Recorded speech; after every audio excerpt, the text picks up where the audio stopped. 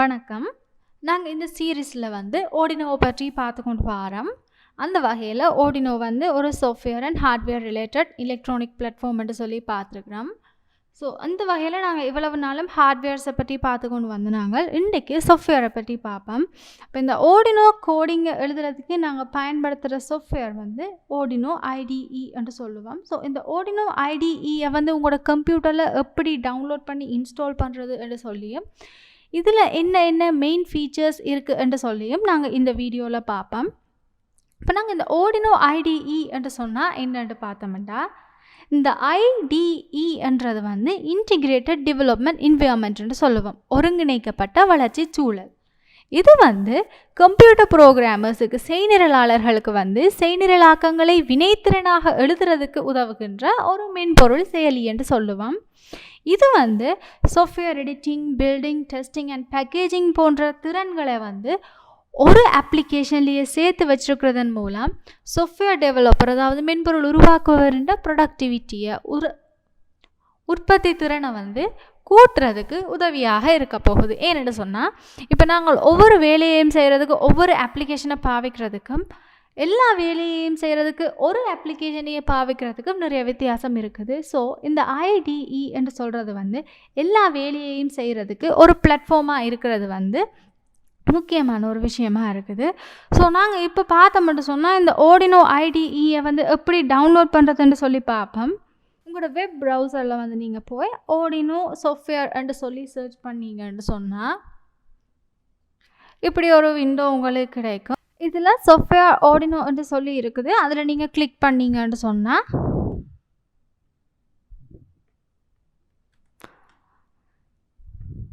இப்படி ஒரு விண்டோ உங்களுக்கு கிடைக்கும். இதில் நீங்கள் உங்களோட ஆப்ரேட்டிங் சிஸ்டம், உங்களோட கணினியின் இயங்குதளத்துக்கு ஏற்ற மாதிரி நீங்கள் உங்களுக்கு டவுன்லோட் பண்ணி கொள்ளக்கூடியதாக இருக்கும். இதில் நாங்கள் பாவிக்க போகிற இயங்குதளத்துக்கு முதலாவதே பொருத்தமாக இருக்கும். விண்டோஸ் 10 அண்ட் நியூவாக 64 பிட்ஸ்ன்னு சொல்லி இருக்குது.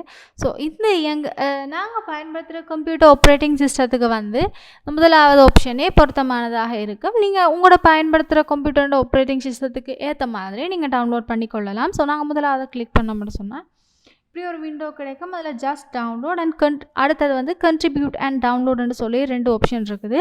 இதை நீங்கள் Arduino IDE இந்த டெவலப்பர்ஸுக்கு நீங்கள் டொனேட் பண்ணுறதாக அமையும். உங்களுக்கு டொனேட் பண்ணுறதுக்கு விருப்பம்னு சொன்னால் அதில் மேலே இருக்கிற காசில் கிளிக் பண்ணிவிட்டு, அல்லாட்டா அதை விட நீங்கள் கூட கொடுக்க போகிறீங்கன்னு சொன்னால் அதில் கிளிக் பண்ணிவிட்டு கண்ட்ரிபியூட் அண்ட் டவுன்லோடுன்னு சொல்கிறத கிளிக் பண்ணலாம். அப்படி இல்லை நீங்கள் டவுன்லோட் மட்டும்தான் பண்ண போகிறீங்கன்னு சொன்னால் ஜஸ்ட் டவுன்லோடுன்னு சொல்கிறதுல நீங்கள் கிளிக் பண்ணி கொள்ளக்கூடியதாக இருக்கும். நீங்கள் ஜஸ்ட் டவுன்லோடை கிளிக் பண்ணிங்கன்னு சொன்னால் உங்களோட வலது பக்கம் மேல்மொழியில் அந்த ஃபைல் டவுன்லோட் பண்ண போகிறது ஸ்டேட்டஸ் காட்டி கொண்டு இருக்கும். அதில் நீங்கள் கொடுத்தீங்கன்னு சொன்னால் ஓப்பன் வெண்டன்னு ஒன்று இருக்கும். அடுத்தது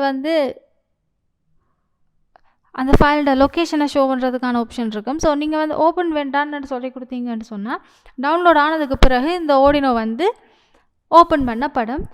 ஓப்பன் பண்ண உடனே உங்களுக்கு லைசன்ஸ் அக்ரிமெண்ட்ன்ற ஒரு ஆப்ஷன் வந்திருக்கும். அதில் அந்த அக்ரிமெண்ட்டை நீங்கள் வாசித்து அக்ரி பண்ணி கொள்ளலாம். அக்ரி பண்ணிங்கன்னு சொன்னால் இன்ஸ்டால் பண்ணலாம். அக்ரி கொடுத்தீங்கன்னு சொன்னால் சூஸ் இன்ஸ்டாலேஷன்ஸ் ஆப்ஷன்ஸ்ன்னு சொல்லி காட்டுது. அது என்னென்னா, உங்களோட கம்ப்யூட்டரில் நீங்கள் மட்டும் பயன்படுத்த போகிறீங்களா, இல்லாட்டா மிச்ச யூசர்ஸும் பயன்படுத்த போகிறோமான்னு சொல்கிறத நீங்கள் டிஃபைன் பண்ணிக்கொள்ளலாம். ஸோ அதுக்கு நீங்கள் தனியாக பயன்படுத்த போகிறீங்கன்னா ஒன்லி ஃபார் மீ யூசர்ன்னு சொல்லி இருக்கிறத கிளிக் பண்ணிவிட்டு நெக்ஸ்ட் கொடுத்தீங்கன்னு சொன்னால் இப்படி ஒரு விண்டோ உங்களுக்கு கிடைக்கும். இந்த க்ரீன் ஸ்டேட்டஸ் பார், இன்ஸ்டால் பண்ண போகிற ஸ்டேட்டஸ் பார் இதில் காட்டுது.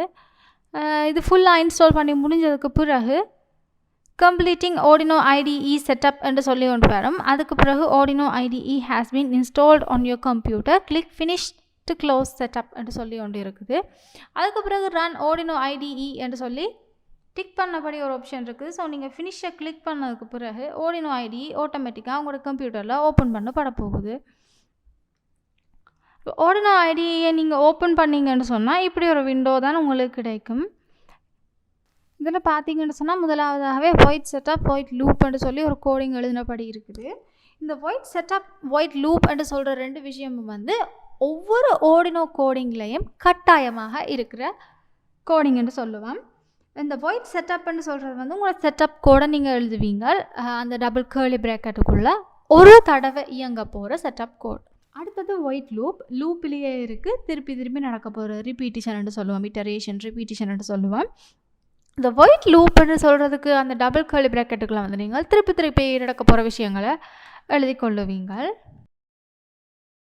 இது இந்த இன்டர்ஃபேஸில் இருக்கிற ஒவ்வொரு கூறுகளாக பார்த்தோம்னு சொன்னால், முதலாவதாக இடப்பக்கம் மேல் மூலையில் சரி என்ற ஒரு அடையாளம் இருக்குது. இது வெரிஃபை என்று சொல்லுவோம். உங்களோட கோடிங்கை வந்து வெரிஃபை பண்ணுறதுக்கு இது பயன்படுத்தப்பட போகுது. அதுக்கு பக்கத்தில் இருக்கிறது ஒரு அரோ இருக்குது, அது அப்லோடுன்னு சொல்லுவோம். இந்த அப்லோட் வந்து என்னென்னா, உங்களோட ஆர்டினோ போர்டுக்கு வந்து நீங்கள் எழுதின கோடிங்கை அப்லோட் பண்ணுறதுக்கு உதவ போகுது. அப்போ நீங்கள் பயன்படுத்துகிற ஆர்டினோ போர்டு வந்து விவரியாக இருக்கலாம். அடுத்தது டீபக்கிங் வந்து இந்த ஆர்டினோ யுஎன்ஓக்கு வந்து சப்போர்ட் பண்ணப்படாது என்று சொல்லி இருக்குது. அடுத்து பார்த்தோம்னு சொன்னால், அந்த பாக்ஸுக்குள்ளே ஆர்டினோ யுஎன்ஓ என்று சொல்லி எழுதி இருக்குது. அதில் நீங்கள் உங்களோட போர்டை செலக்ட் பண்ணி கொள்ளக்கூடியதாக இருக்கும். இதில் வந்து நான் ஒரு போர்டும் கொழுவாதபடியாக, ஒரு போர்டும் கனெக்ட் பண்ணாதபடியாக எனக்கு இதில் என்ன போர்டு இருக்குன்னு சொல்லி ஆப்ஷன் காட்ட இல்லை. ஒரு போர்டை நீங்கள் கனெக்ட் பண்ணிங்கன்னு சொன்னால் உங்களுக்கு அந்த ஆப்ஷன் காட்டும். யூஎஸ்பி ஊடாக கனெக்ட் பண்ணலாம். எந்த போர்டு இருக்குதுன்னு சொல்லி உங்களுக்கு ஆப்ஷன் காட்டும். அதை நீங்கள் கனெக்ட் பண்ணி கொள்ளலாம். அடுத்து அப்படியே வலப்பக்கம் போகணும்னா serial platter, serial monitor 2 option இருக்குது. இந்த சீரியல் பிளட்டர்ன்னு சொல்கிறது வந்து பெரும்பாலும் கிராஃப் மாதிரி உங்களுக்கு அவுட்புட்ஸை காட்டும். அடுத்தது சீரியல் மானிட்டர். இந்த சீரியல் மானிட்டரும் அப்படி தான் உங்களோட அவுட்புட்ஸை வந்து காட்டுறதுக்கு பயன்படுத்தப்பட போகுது. இது வந்து எழுத்துக்களாகவோ இலக்கங்களாகவோ அவுட்புட்ஸை காட்டுறதுக்கு பயன்படுத்தப்படுறது தான் இந்த சீரியல் மானிட்டர்னு சொல்லுவோம். அடுத்து வந்து நீங்கள் உங்களோட கர்சர் வந்து எங்கே நிற்குதுன்னு சொல்லி பார்க்கலாம். இப்போ இதில் பார்த்தோம்னா, இப்போ கர்சர் வந்து வலப்பக்க கீழ் மூலையில் இருக்குது. லைன் 5 column 1ன்னு சொல்லி இருக்குது. இப்போ நான் இன்னொரு லைனுக்கு போகிறேன்னு கிளிக் பண்ணேன்னு சொன்னால் லைன் 10 column 1ன்னு சொல்லி காட்டுது. நாங்கள் இந்த கொலம் ஸ்பேஸ் விடுறதுக்கு வந்து நாங்கள் டப்புன்னு சொல்கிறதே இருக்கும். உங்களோட கீபோர்டில் இடப்பக்கம் இருக்கும். அந்த டப்பை கிளிக் பண்ணிங்கன்னு சொன்னால் உங்களோட கொலம்ஸ் வந்து இடம் மாறும். உங்களோட கர்சர் வந்து இடப்பக்க இல்லாமல் கொஞ்சம் வலப்பக்கம் தள்ளி மூவ் பண்ணி கொண்டு இருக்கும். அதுக்கு பக்கத்தில் ஆர்டினோ யுஎன்ஓ நாட் கனெக்டட்னு சொல்லி இருக்குது. இப்போ நான் கனெக்ட் பண்ணியிருந்தேன், இந்த போர்ட் கனெக்ட் பண்ணியிருக்கேன்னு சொல்கிறது வந்து அதில் காட்டும். அடுத்தது நோட்டிஃபிகேஷன்ஸ். உங்களோட நீங்கள் இந்த ப்ராஜெக்ட் செய்யும்போது கிடைக்கிற நோட்டிஃபிகேஷன்ஸ் வந்து உங்களுக்கு அதில் காட்சி பண்ணப்பட்டு கொண்டு இருக்கும். அடுத்து நாங்கள் இந்த இடது பக்கம் மேல் மூலையில் இருக்கிற டேப்ஸை பார்ப்போம். அதில் ஃபைல்னு சொல்லி இருக்குது.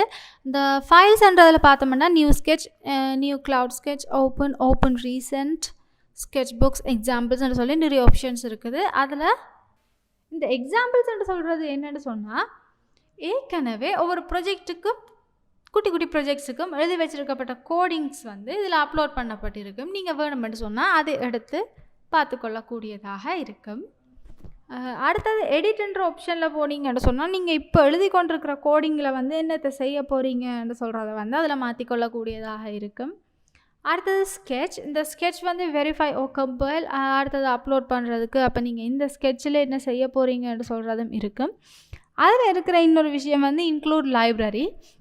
இந்த இன்க்ளூட் லைப்ரரியில் கிளிக் பண்ணிங்கன்னு சொன்னால் எதை வந்து நீங்கள் இன்க்ளூட் பண்ண போகிறீங்கன்னு சொல்கிறத வந்து இதில் இருக்கும். இந்த லைப்ரரின்னு சொல்கிறது என்னென்னா, இப்போ நீங்கள் ஒரு ஆர்டினோ ப்ரோக்ராம் எழுதக்குள்ளே எல்லா கோடிங்கையும் வந்து நீங்கள் அப்படியே இன்க்ளூட் பண்ணி எழுத முடியாது. சில விஷயங்களுக்கு வந்து நீங்கள் லைப்ரரின்னு சொல்கிறத இன்க்ளூட் பண்ண வேணும். இன்க்ளூட் பண்ணிங்கன்னு சொன்னால் மட்டும்தான் அந்த கோடிங் வேலை செய்யும். ஏனெண்டா சில ஆர்டினோ கம்போனன்ட்ஸை வந்து நாங்கள் டிரெக்டாக கனெக்ட் பண்ண முடியாமல் இருக்கும். அதை கனெக்ட் பண்ணி இந்த ஆர்டினோ கம்போனன்ட் வர்றது இதுக்கு இப்படி செய்ய வேணும்னு சொல்கிறத கொடுக்குறது தான் இந்த லைப்ரரியாக இருக்கும். ஸோ லைப்ரரியை வந்து நீங்கள் இன்க்ளூட் பண்ண வேண்டி இருக்கும். அதில் இன்க்ளூட் லைப்ரரியில் கொடுத்தீங்கன்னு சொன்னால் உங்களுக்கு எந்த லைப்ரரி தேவையோ அதை நீங்கள் இன்க்ளூட் பண்ணிக்கொள்ளக்கூடியதாக இருக்கும்.